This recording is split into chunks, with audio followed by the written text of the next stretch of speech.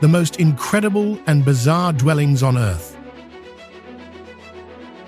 Reactor House is strange because it does not stand still to shelter people, but reacts directly to every movement of the people living inside.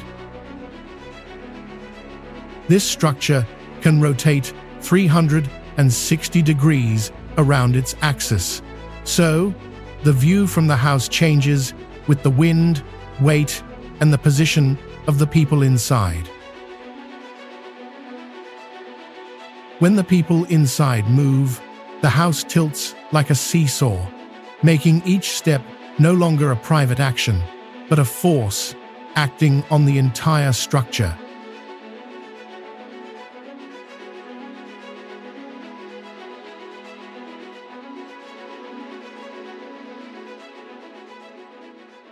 Halley 6, Antarctica.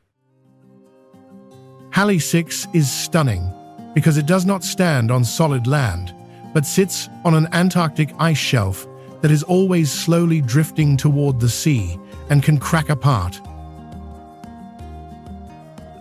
The station is made up of 8 modules, set on hydraulic legs and skis, so it can be lifted above the snow or pulled away when the ice underneath becomes dangerous. Inside are living spaces and laboratories where scientists eat, sleep, work, and study the climate, the atmosphere, space weather, and the ozone layer. In 2017, the modules were moved about 14 miles to avoid a large crack in the ice shelf. From far away, Halley 6 looks like a red and blue space train lying in the middle of a white ice desert with no streets, trees, or neighbors.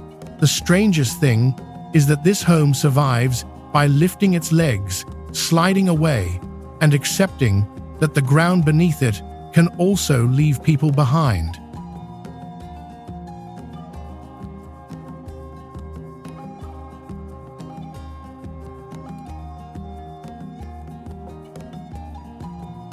Mirror Cube. Mirror Cube is called the invisible room in the forest, a mirrored block hanging in a tree, reflecting nature to erase itself from the landscape. The room is a cube measuring 3x3x3 feet, as small as a floating box, but still fully functional for a real stay in the forest.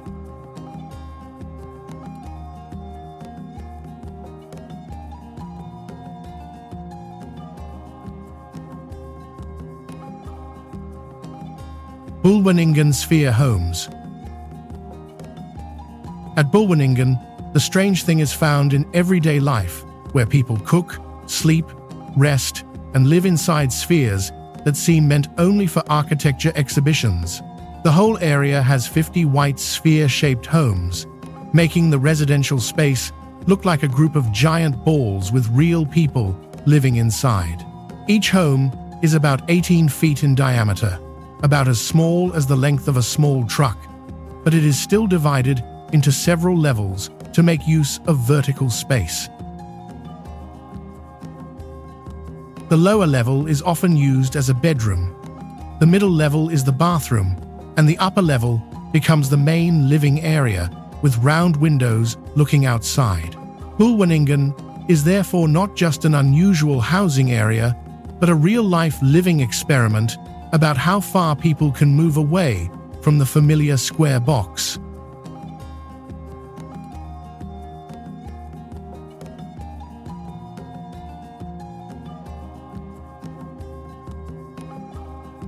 Refugio Nuvala.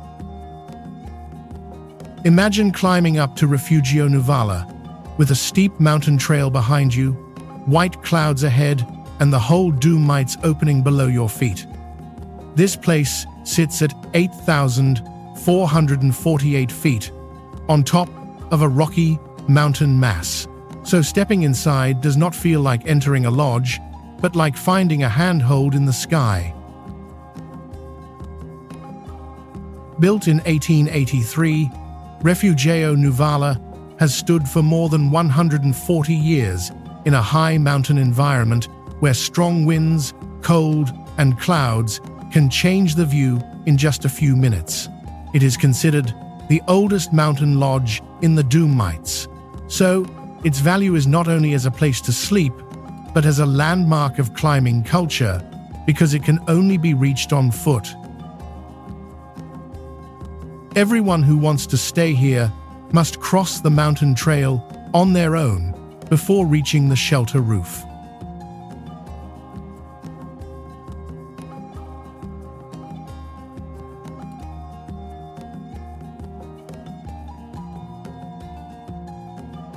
Liza Station Building. What happens when a city is so crowded that a train can no longer run beside buildings, but has to pass straight through the body of a 19-story building?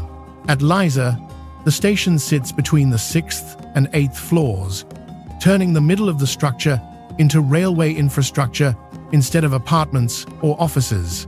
This building was not drilled through after it was finished, because the station and the building mass were planned from the start as one shared structure.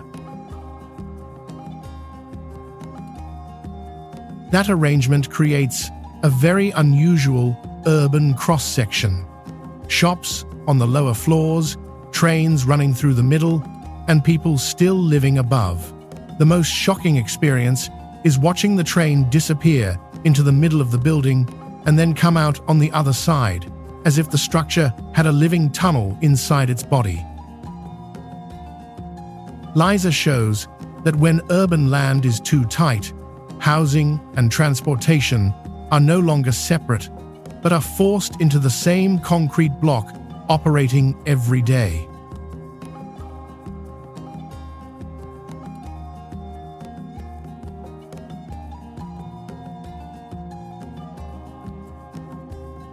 Sealand. Once an offshore military fort, Sealand later became one of the strangest self-declared countries in the world. This place is not a natural island, but a platform of concrete and steel standing in the North Sea, turning an old military deck into a form of artificial living land. The whole structure is raised on 2 large pillars, with living space and functional rooms above, like a lonely house in salt water. In 1967, Hattie Roy Bates took control of this place and declared the creation of the Principality of Sealand, although it is not recognized as an official, independent country. What is unusual is that Sealand feels both like an abandoned base and like a tiny national home, where concrete, a flag, and the story of sovereignty blend together. Just one small deck in the middle of the sea was enough for people to build a home, borders, and a dream of freedom that is deeply isolated and haunting.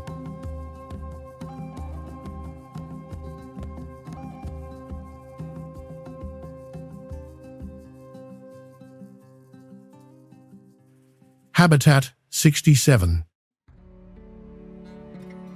Habitat 67 can be called a concrete Lego city, a housing complex where each box-like block becomes a home, a terrace, and a private view. The building is made up of 365 construction modules connected to form 158 apartments, showing that this was a full-scale housing experiment. The concrete blocks are not stacked into a flat tower, but step back, project outward, and recede like a man-made landscape. That layout gives many apartments their own terraces, natural light, and a feeling closer to a ground-level house than to a typical apartment building. It proves that an apartment building does not have to be a stack of boxes, and that urban housing can also become a living landscape.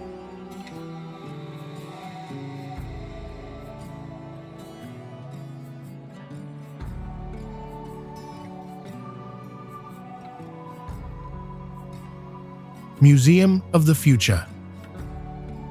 When standing in front of the Museum of the Future, people feel as if they are looking at an object separated from familiar architecture, both belonging to the city and seeming to come from another age. The building is not shaped as a solid block, but curves into an asymmetric torus with a large void in the middle, making the empty space an important point of view as well. With a height of about 225 feet and an area of about 328,815 square feet, this seemingly unreal form still works as a real museum. The outer shell is made up of 1,024 stainless steel panels, each one specially made to fit the complex, curved surface. The lines of Arabic calligraphy on the facade are not only decoration, but also windows that bring light through the steel layer into the interior. At night, when the letters glow, the whole building looks like a prediction of the future, written directly in steel, light, and empty space.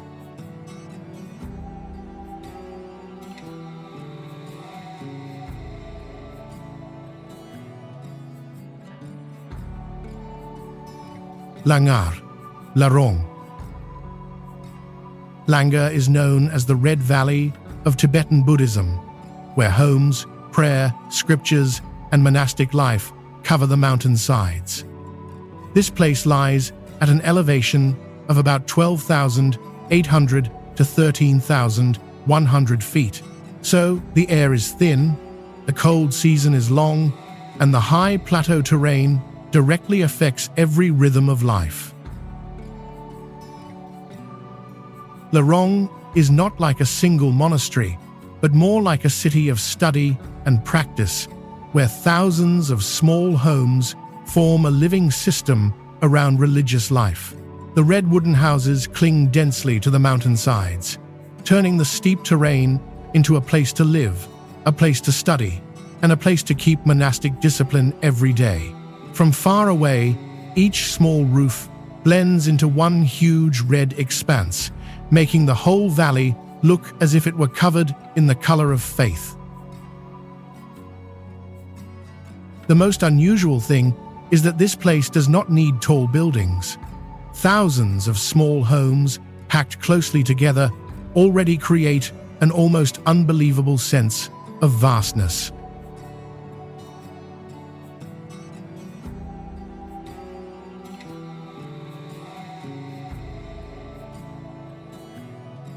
Modern Pyramid Estate. Modern Pyramid Estate stands out because it turns the image of a pyramid into a real residential area where people live inside a structure that looks like something from science fiction. Instead of rising straight up like a typical apartment building, the three buildings are arranged in steps, creating many layers of balconies stacked on top of one another, with a total floor area of about 1,399,000 square feet. This is not a small idea, but a large-scale housing complex. The strangest point is that an ordinary urban apartment is organized like a mountain of homes instead of a familiar concrete box.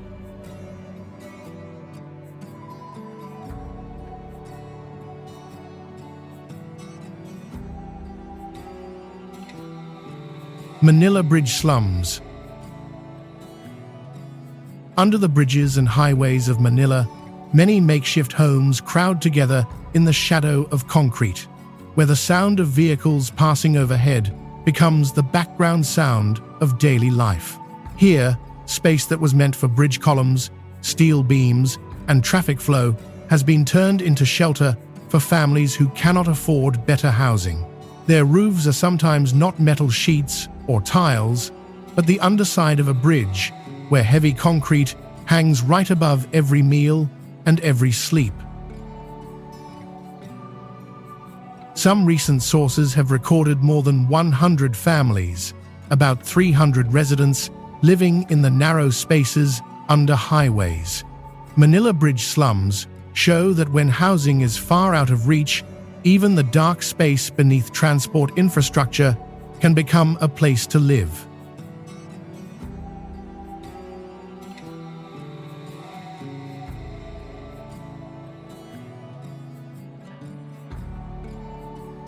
Nail houses.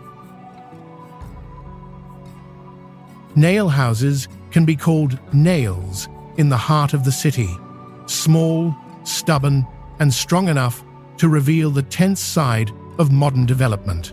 They appear when homeowners refuse to leave, while the land around them is cleared to build roads, urban districts, shopping centers, or new infrastructure.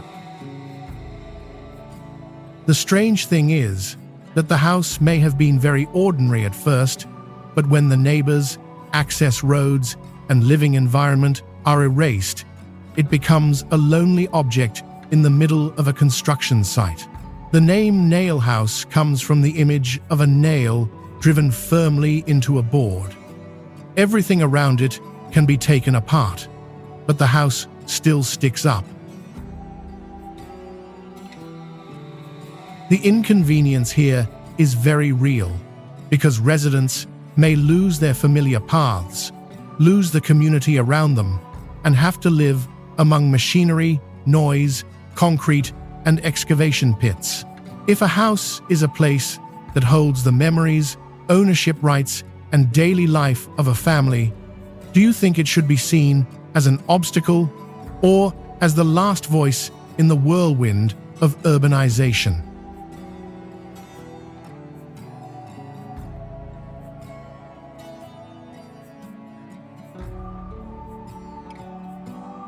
Yanjin. Imagine passing through Yanjin with mountains pressing close on both sides, a river at your feet, and houses linked together into a long, narrow, urban corridor. In some stretches, this place is only about 100 feet wide, so living space cannot spread sideways and has to stretch into a strip of homes along the valley. Houses, roads, and connecting bridges all have to cling to the thin piece of land left between the cliff walls and the water's edge, creating the feeling that the city is always tightly squeezed. Many structures are built right beside the river or raised on tall columns because there is too little ground, and rising water can directly threaten life below. From above, Yanjin looks like a thin strip of houses squeezed between mountains and river, making you look and immediately understand that this place is unusual because people have to live in such a narrow space.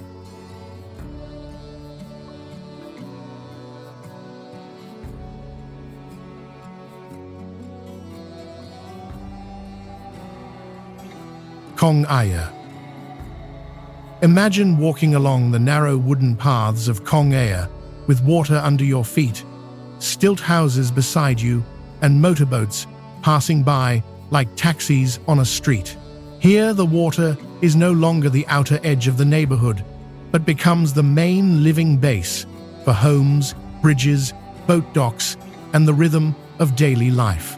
The houses are built on posts instead of solid ground, creating a community on the water where people must live with the current rather than apart from it. What makes Kong Aya special is that it is not an old village frozen in time, because many buildings now have electricity, running water, internet, and modern comforts.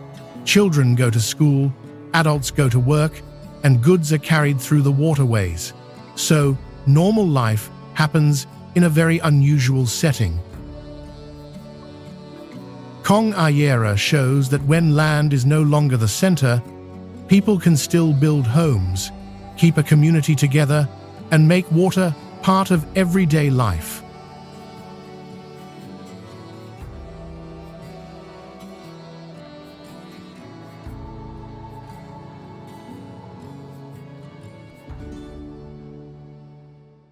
Castraki sits on the border between village life and the spiritual world of Meteora, where small human homes stand right below monasteries hanging on the rocks. Stone houses, tiled roofs, and narrow lanes still keep the pace of local life, but behind them rise giant sandstone pillars like natural fortress walls. What is special is that the village does not need strange architecture because its very position beneath such huge rocks makes everyday life feel unusual. From far away, Castraki looks like a small cluster of houses tucked at the foot of grey cliffs where the scale between people and nature is stretched to an almost unbelievable degree. Every road, meal, and roof here takes place in the shadow of the cliffs, making the landscape no longer a backdrop but a part of life.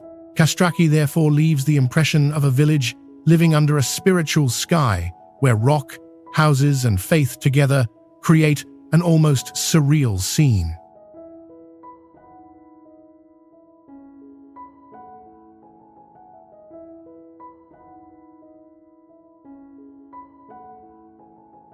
Margarita Hut. Margarita Hut can be called the roof on top of Europe, where climbers find life among clouds, ice, and the high sky.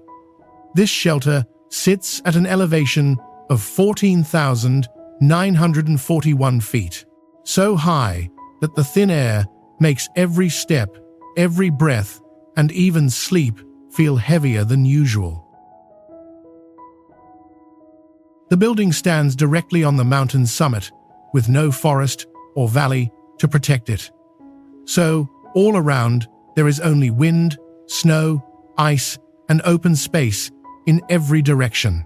At first, Margarita Hut was built as a high-altitude medical research station to observe how the human body reacts in an oxygen-poor environment. To reach this place, climbers must cross glaciers and high terrain. So, the journey there is already part of the survival challenge. Margarita Hut is special because it turns a small shelter into a fragile boundary between humans, lack of oxygen, and the frozen world on the mountain summit.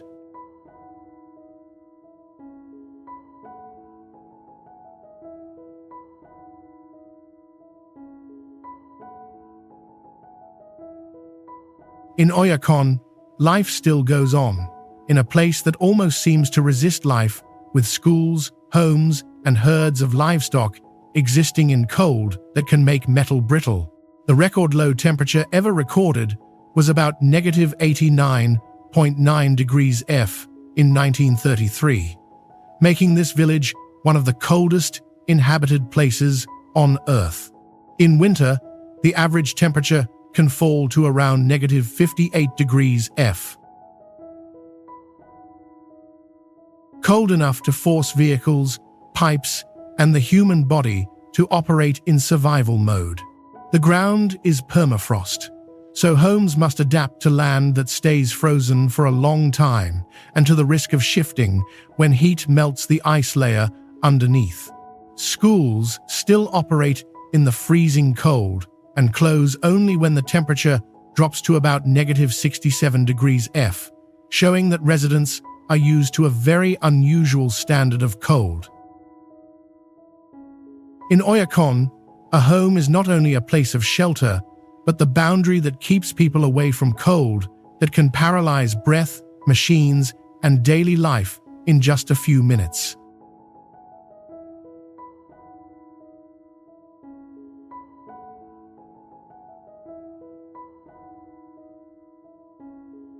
Wakina Desert Oasis.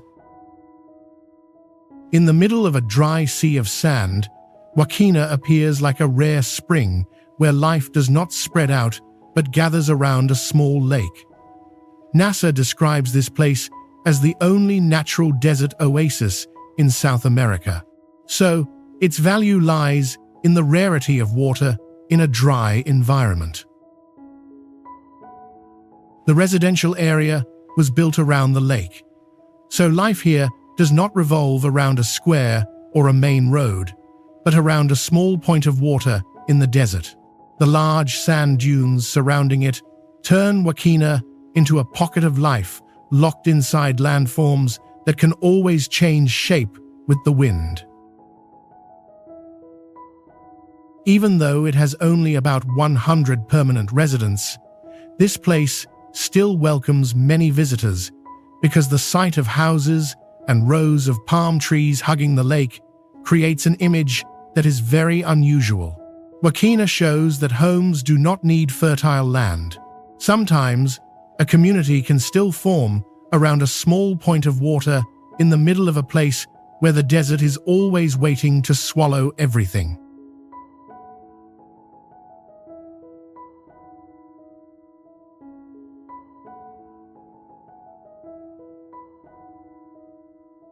Sphinx Observatory. The Sphinx Observatory stands on the boundary between science and extreme nature, where a human laboratory sits right among the wind, ice, and clouds of the Alps. The structure is located at an altitude of about 11,716 feet, high enough that thin air, low temperatures, and fast-changing weather all directly affect research. It is not set on a flat, urban foundation, but clings to a high, rocky outcrop where almost everything around it is white, snow, glaciers, and open sky. Inside are laboratories, a weather observation station, an experimental terrace, and an astronomical dome, showing that this is a true scientific facility high in the mountains. The elevator to the observation deck climbs about 354 feet in 25 seconds, turning a place that seems meant only for climbers into somewhere the public can reach. From a distance, the Sphinx Observatory looks like a scientific base set on a rocky ridge where concrete and glass stand out amid a sea of white ice.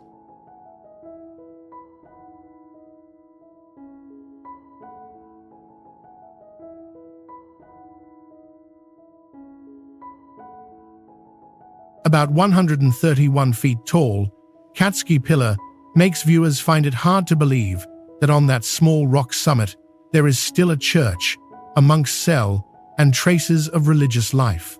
The top surface is only about 1,615 square feet wide, so every structure there is pressed into a small, high space close to the rock's edge. The chapel, crypt, hermit cell, wine cellar, and surrounding wall show that this was once a real place of religious life with prayer, daily activities, and lodging. The remains on the summit have been dated to around the 9th to 10th centuries, linked to the medieval Christian hermit tradition, when isolation was seen as a way to leave ordinary life behind. From far away, the rock column looks like a natural tower standing upright in the middle of the valley, while the small chapel above looks like a piece of life lifted close to the sky. Katski Pillar is special because it was not built for comfort, but to turn height, solitude, and the narrow rock surface into part of faith.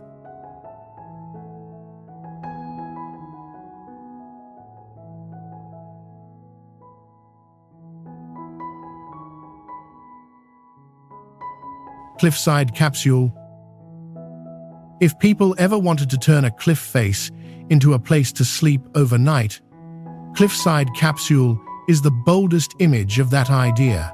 The capsules hang about 1,200 to 1,300 feet above the valley, turning an ordinary night's sleep into the experience of waking up in open air.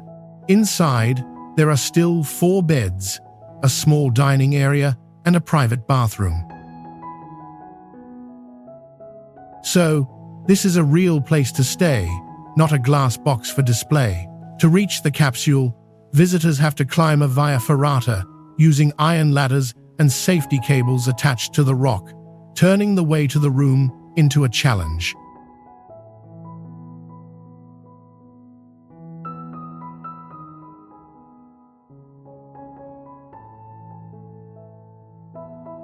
Sagzai Nomadic homes. Imagine standing in the cold wind of Sagzai with a Kazakh horseman before you holding a golden eagle on his arm, and behind him bare mountains and steppes stretching to the horizon. Here, nomadic life does not begin with fixed houses, but with ger tents that can be taken apart, carried away, and set up again with the seasons. Families move with their herds, the grass, and the weather. So, the home must be as flexible as the way people survive on the steppe. Inside the ger, the stove is the center of the space, keeping in warmth, bringing family life together, and standing against the cold of the high mountains. That round home is at once a place to sleep, a place to welcome guests, a storage space, and a small layer of protection between the wind, the snow, and the wide open sky. A small ger can become an entire world for a family. Outside are the wind, the mountains, the livestock, and the sky. Inside are fire, carpets, warmth, and life.